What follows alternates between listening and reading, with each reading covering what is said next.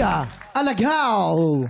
Yan. Ang cute naman ni Iya panoorin sa TV. Alam mo, para siya sa mga commercial ng 80s sa mga shampoo, tsaka mga soft drinks. Ganon yung parang boses niya, Tina Paner, Manilin Rinis. Di ba? Yung ganon yung itsura niya. Cute. Ano ang masasabi ng ating mga Inampalan. inampalan? Alam mo, pati yung boses mo, cute or sweet, yung the way ko siya i-describe.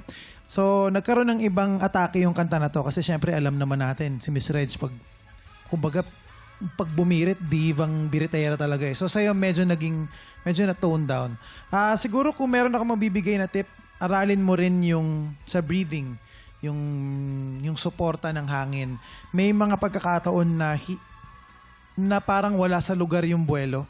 Parang halatang kinapos or naghabol, which also affects yung intonation.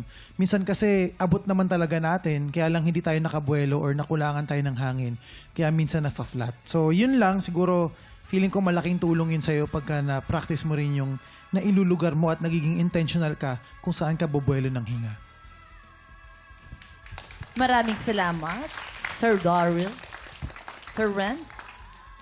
Sa tingin ko, yung kulang mo rito sa rendition mo nitong kantang ito, technique. Kasi simula pa lang, kung ano yung narinig ko doon sa first stanza, narinig ko rin sa second stanza, narinig ko rin doon sa third stanza hanggang dulo. Ibig sabihin, monotonous yung pagka-deliver. Pag-aralan mo yung mga technique, yung simula, bubulong ka lang muna. Okay? Ramdamin mo muna kung ano yung ibig sabihin ng unang stanza, and then medyo ibibigay mo na ng konti ang boses mo doon sa second. Pagdating mo doon sa third, umalagwa ka na, birahin mo na. Huwag pare-pareho. Okay. Salamat po. Ang ganda ng kay Sir Ben. Oo. Eto na, alamin na natin kung ilang stars ang ibinigay sa'yo ng ating mga inampalan. Iya, ang stars na binigay ko sa'yo ay...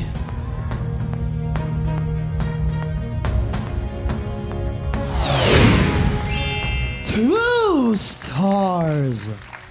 Iya, ito naman ang mga stars na bibigay ko sa'yo.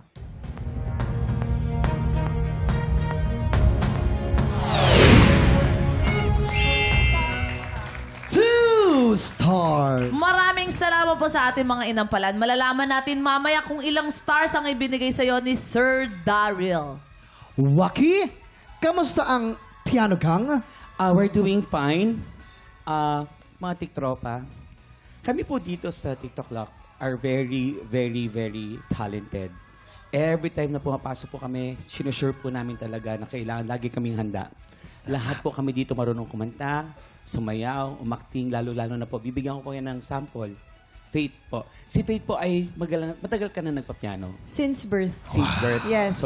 So, ibig bang sabihin neto, sino yung nagtuturo sa'yo? Imelda. Oh my God, I know her. So, ibig bang sabihin... Imelda? Imelda. Si Kapampam. Si Kapam. Yes. Si Kapam.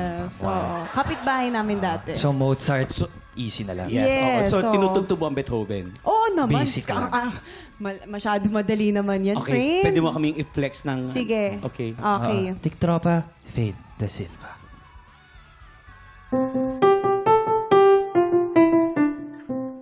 Palakpakan po mga tiktropa. Kaibigan.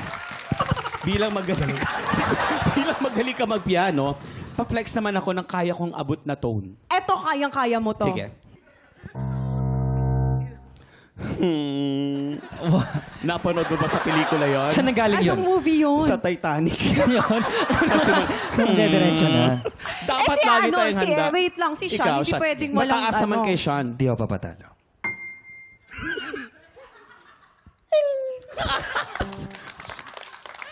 Mga tiktropa, ngayong 2026, 100,000 pesos ang pwedeng mayuwi ng ating mga hihiranging kampiyon. 100,000!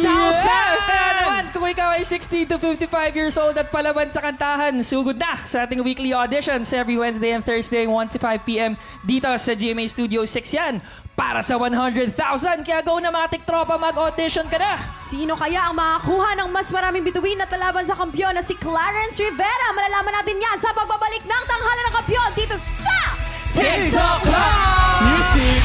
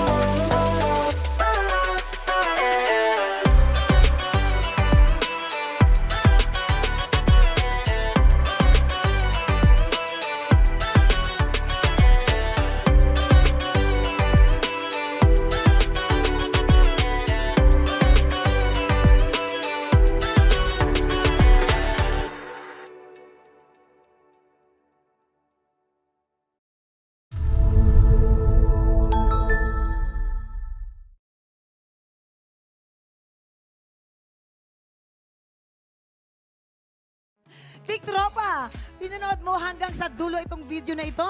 Abay, very good ka! For more happy time, watch more TikTok Lock videos on our official social media pages and subscribe to GMA Network official YouTube channel.